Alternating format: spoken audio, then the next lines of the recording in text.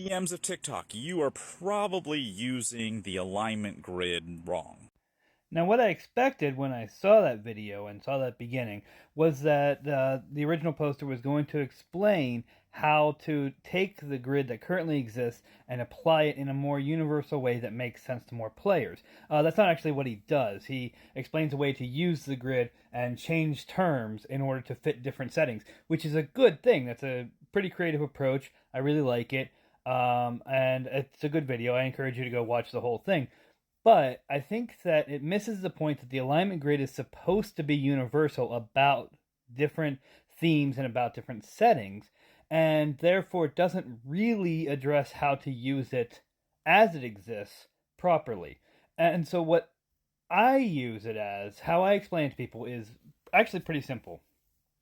I tell people the problem that we have with the alignment grid as it exists right now is that we assume that these words mean something that we assume they mean in our culture. That is, that good and bad or good and evil are defined by a very Christological mindset that we have in the West, or a very specific sort of ideology that we carry into the game, and that's not the case.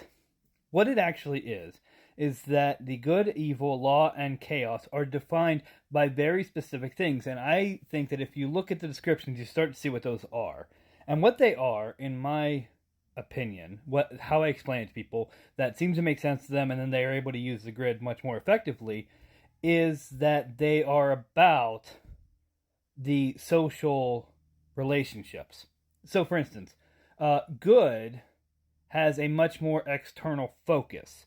That is, it is more concerned with the good of society over the good of the individual, whereas evil is more concerned about the good of the individual. So if you're leaning more good, you're concerned about how your actions are going to impact people around you, how they're going to impact society, how they're going to impact the poor and needy and stuff in this city, all that other stuff. Whereas the more evil you are, the more it's about me and benefiting me and at the cost of other people.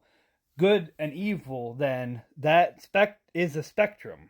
It's a spectrum from, at the very, very top, a mindset where I will sacrifice self for society at every possible opportunity. And at the very bottom of the spectrum is I will sacrifice society for self at every possible opportunity. And most people fall somewhere in between, realistically. And really what you're looking for is where on that spectrum does your character fit.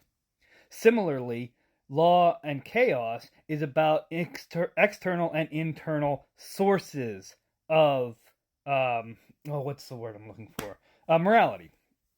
Internal versus external sources of morality. So a lawful character gets their sense of morality from an external source, whether it's a social structure, whether it's a government or a religion or a specific deity or whatever it is. Their idea of morality is sourced from an external perspective. Something outside of themselves is defining good and evil for them. Whereas a more chaotic person is defining their morality more internally. They're following their own moral compass. They're defining for themselves what is good and what is evil. And so a chaotic good character is someone who looks at situations and says, does this feel like a good thing for society?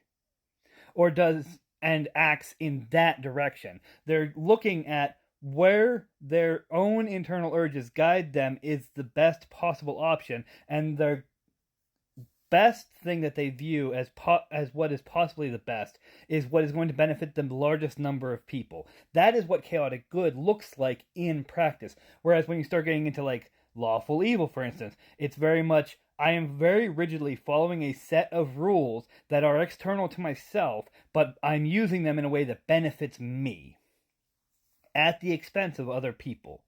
And so when you start to look at it this way, that it's very much about internal versus external sources of morality and internal versus external benefit, then you're able to view it as a spectrum that you're able to kind of pinpoint your location on and see kind of the fluidity of it. And I think, personally, I believe that's a much more appropriate use of the alignment grid as it was designed to be. And it also allows it to be much more universal. You can plug that those ideas into any setting, into any theme of a story, and you'll still end up being able to get the same results. You still see yourself on these spectrums, and you're able to use those as a perspective to gauge how you're going to interact with the world as it exists in this setting.